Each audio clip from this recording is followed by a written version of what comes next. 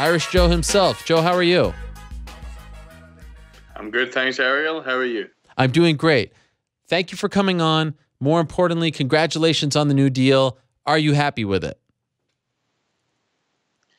Yeah, 100%. It's a great deal. I'm very happy with the deal. It's round about what I was looking for, and I'm happy that we got a deal done.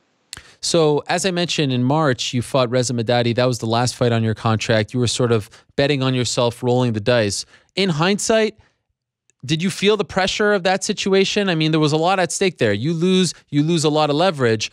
How were you approaching the fight mentally? Yeah, definitely. I would say that a different feel to the fight. Without a doubt, there was added pressure. Pressure I wouldn't normally put on myself. I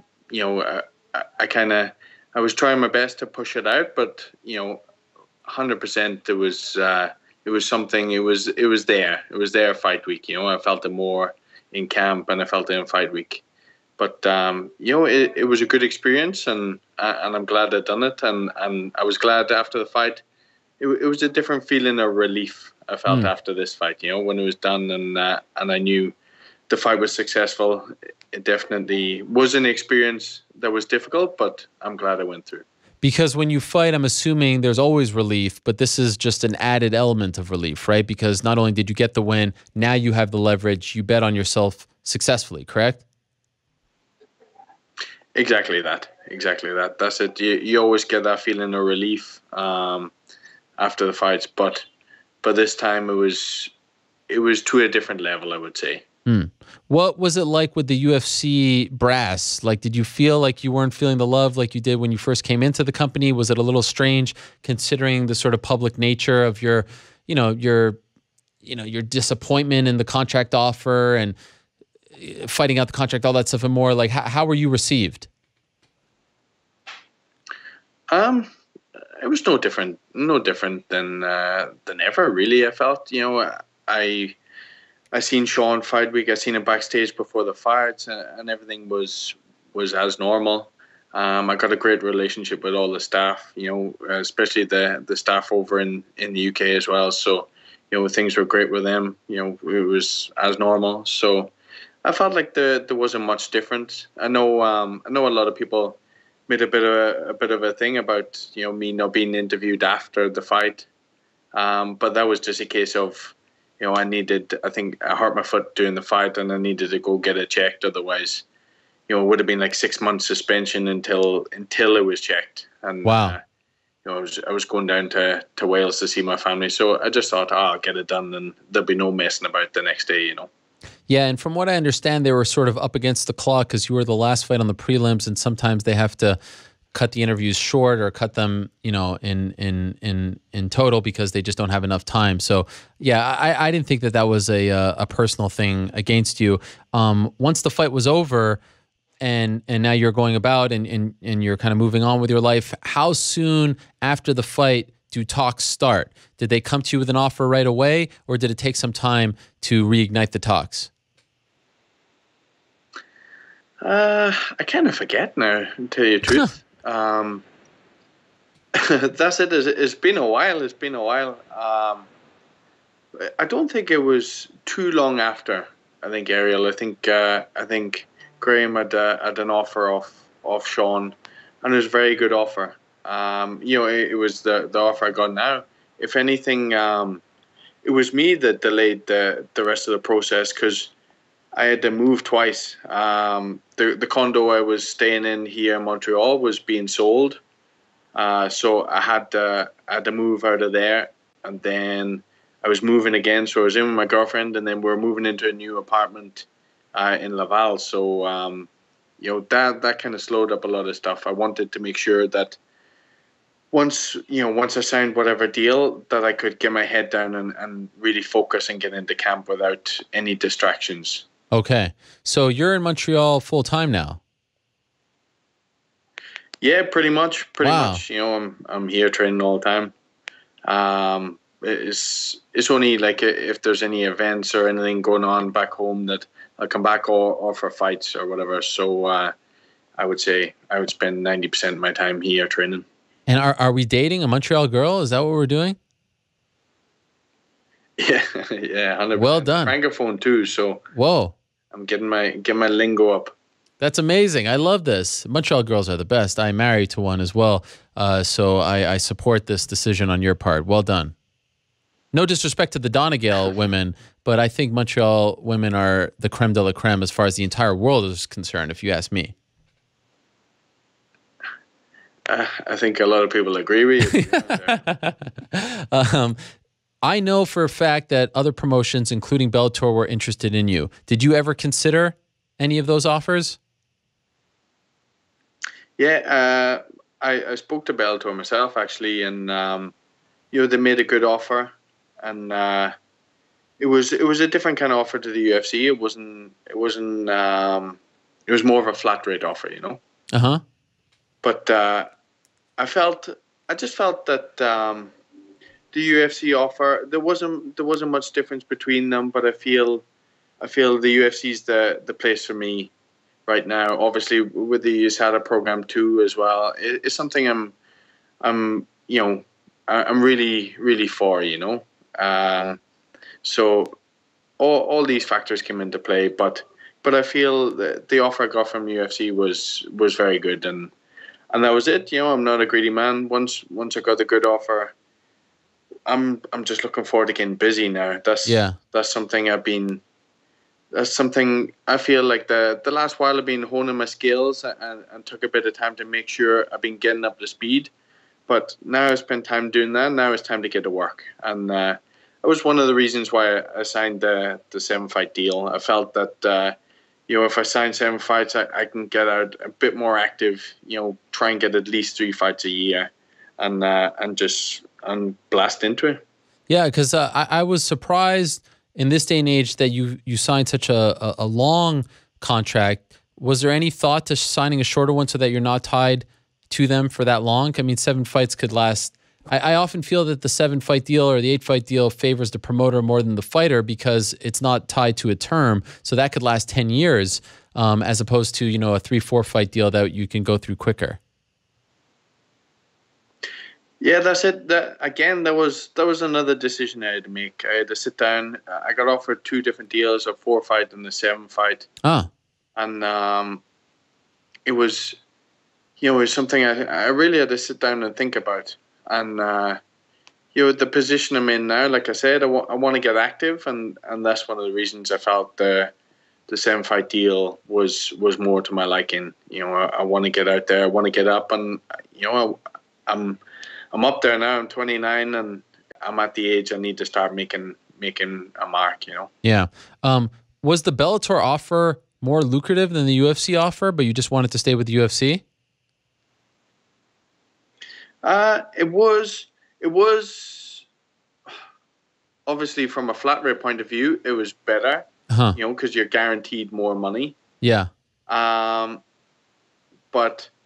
with the UFC, they're different. Obviously, you got your win bonus. So if you include the win bonus, no, it wasn't. Okay. But if you don't, but it's more guaranteed money, Okay. How was it down to the UFC and Bellator, or was there another player involved? I know Graham contacted ONE FC also. I know there was talks with ACB also. Yeah. I spoke to the matchmaker at ACB. My management advised me that between UFC and Bellator, that was the players they were looking at right now, and that was it. I made the decision. I spoke to Graham, and I wanted to push forward with the UFC deal. How close were you to leaving?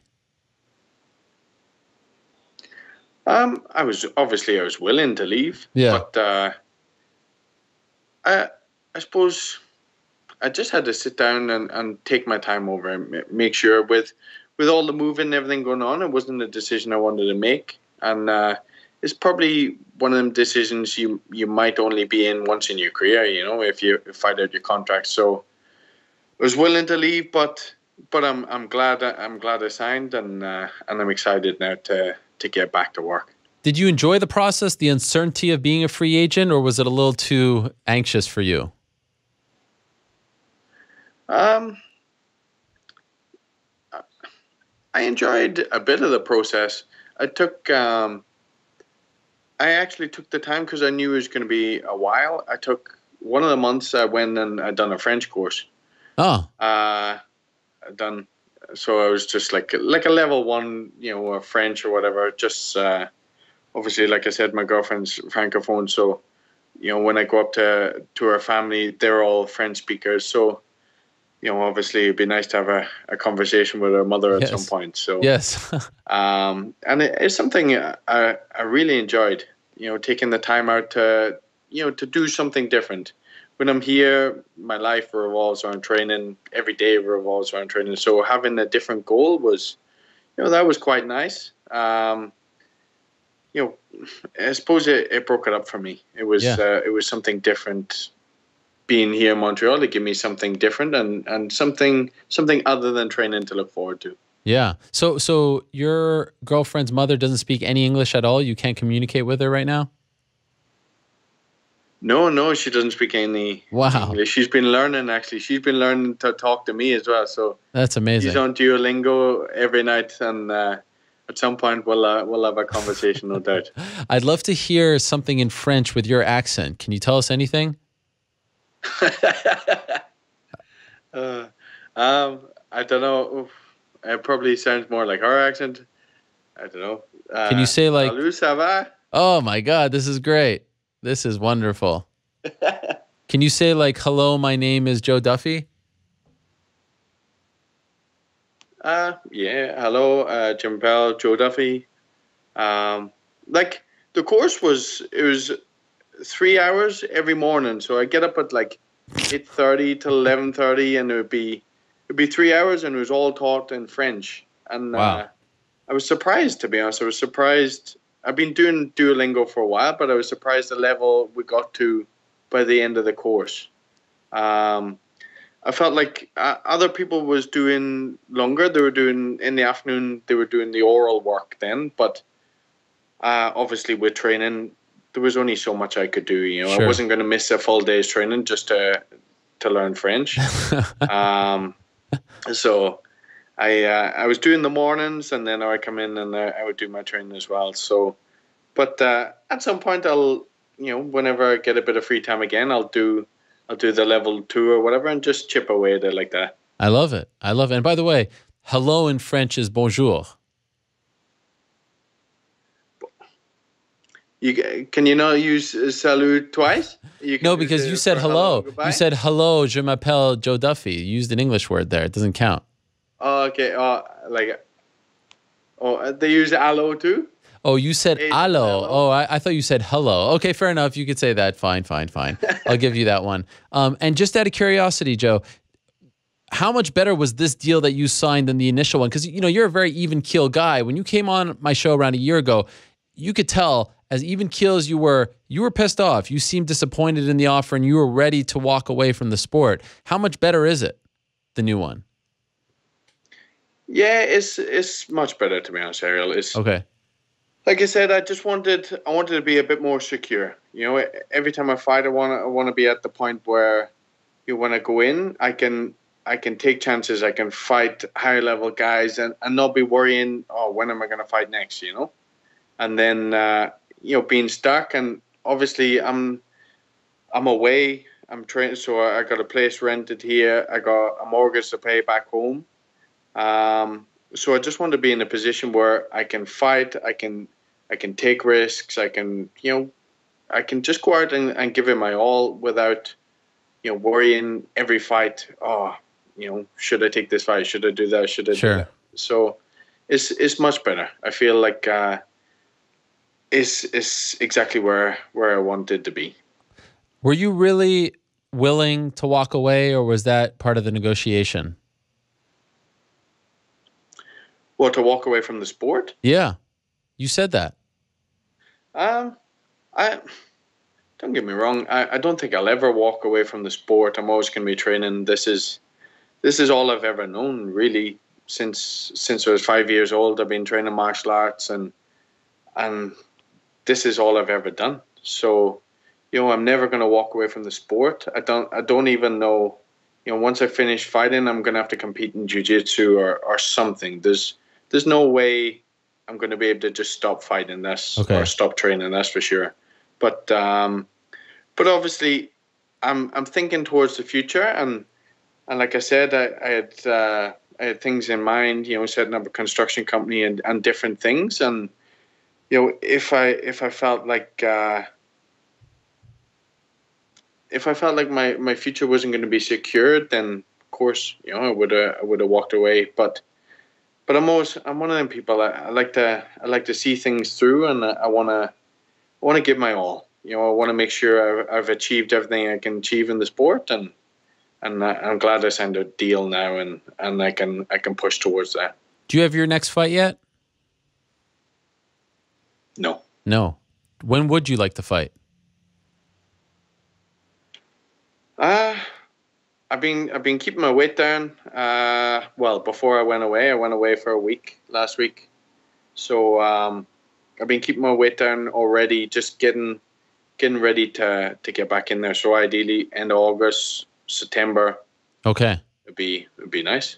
I feel like I know the answer to this question, but any opponent in mind for this new era, this new chapter? I'm not sure the position I'm in. I'm not sure whether they would give me like top 10 guys or ranked guys. There's lots of fights. I want to challenge myself now. Mm-hmm. Obviously there's guys at the top that I would love to fight. I'd love to test myself against the likes of Khabib and Tony Ferguson and all them guys. There's guys, I don't know, maybe a bit further down the rankings, like Michael Johnson. He's always in exciting fights. Ali Quinta.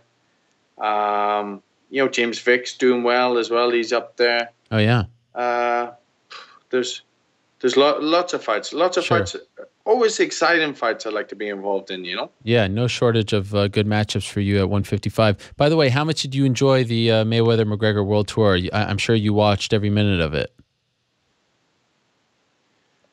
Tell you the truth, and a single bit, other than little clips on social media. I was, like I said, I was away on holiday. I was in Dominican, so that's why I haven't even had a chance to look at my Twitter yet, and thank everyone for all the messages of support, because I'm only just back. I just got back the weekend, so I haven't seen a bit. Tell you the truth. I was kidding. Last thing for you.